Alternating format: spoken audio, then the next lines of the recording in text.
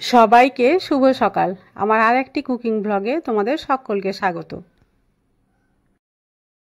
কিছু রান্নাবান্না, কিছু গল্পগুজব, অনেক কিছুই থাকবে, তো চলো দেখতে থাকো, তোমাদের ভালো লাগবে।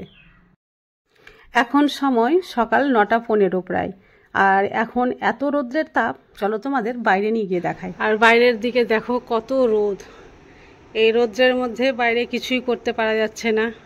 বাইরের কিচেনেও গিয়ে আজকে আমি রান্না করতে পারিনি, এত রোদ।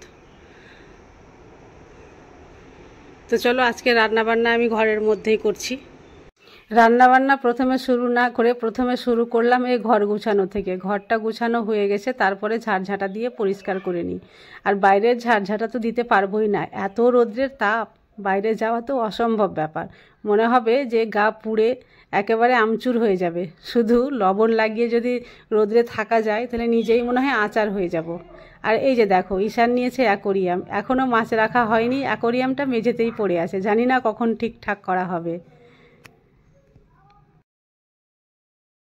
ঝাড়ঝাঁটা শেষ করে ভাবলাম স্নানটা সেরে নিই। তো স্নান করতে গিয়ে দেখছি বাথরুমে অনেকগুলো জামা কাপড় রয়েছে, তো সেগুলো পরিষ্কার করে মেলে দিয়ে দিয়েছি। তারপরে নিজে স্নান টান করে রান্নাঘরে ঢুকলাম। রান্নাঘরে ঢুকে দেখছি বাপরে বাপ, রান্নাঘরের কি অবস্থা।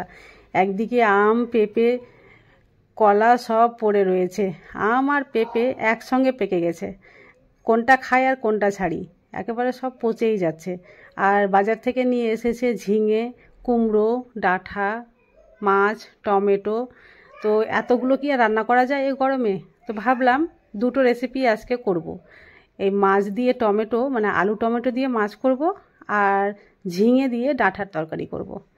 আর বলবো যে এই দুটো তরকারি করেছি বাবা, তোমরা সবাই খেয়ে ফেলো এটা দিয়ে, আর আমাকে রক্ষা করো, কারণ এত গরমে আমি আর রান্না করতে পারছি না। অন্যদিকে গ্যাসের ফ্লেম অন করে আমি ভাত বসিয়ে দিয়েছি, আর অন্য একটা গ্যাসে কিন্তু কুকিজ তৈরি হচ্ছে। ঈশান বলেছে যে আমি কুকিজ খাবো, তাই ওর জন্য সকাল সকাল উঠে আমি এই কুকিজটা তৈরি করছি। তো এই কুকিজটা হয়ে গেলে এটা নামিয়ে দেব, তারপরে এখানে তরকারিগুলো আমি করে নেব। তো তার আগে ডাঁটাগুলো কেটে নিই। তো প্রথমে এইভাবে ডাঁটাগুলোকে কেটে নিচ্ছি। যে ডাঁটাগুলো সরু সরু রয়েছে সেগুলোকে গোটা গোটা নিয়ে নিচ্ছি, আর যেগুলো একটু মোটা আছে মধ্যে একটা ভাগ দিয়ে দিচ্ছি, এই যে এইভাবে।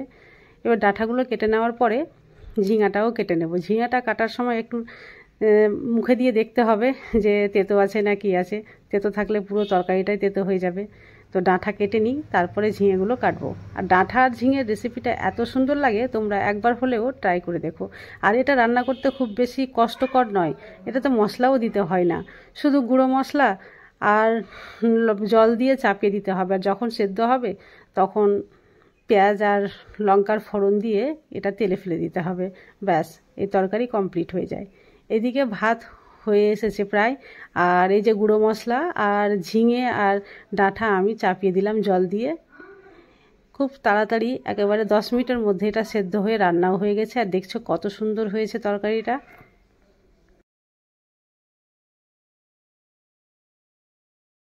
এই যে দেখো মাছও রান্না হয়ে গেল। আলু টমেটো দিয়ে মাছ করেছি। অনেকে বলে যে আলু টমেটো দিয়ে মাছ খেতে ভালো লাগে না, কিন্তু আমি বলবো তোমরা একবার হলেও এই রেসিপি ট্রাই করে দেখো। খুবই সহজ সরল রেসিপি। আর এই রেসিপিটা তোমরা যদি সম্পূর্ণ লং ভিডিওতে দেখতে চাও তাহলে আমাকে কমেন্ট করে জানাবে, আমি কি করে এটা রান্না করেছি তোমাদের সরাসরি ভিডিওতে দেখিয়ে দিব। তো আজকে এই পর্যন্তই, দেখা হবে নেক্সট রেসিপি ব্লগে। ততক্ষণ পর্যন্ত তোমরা সবাই সুস্থ থাকো, ভালো থাকো।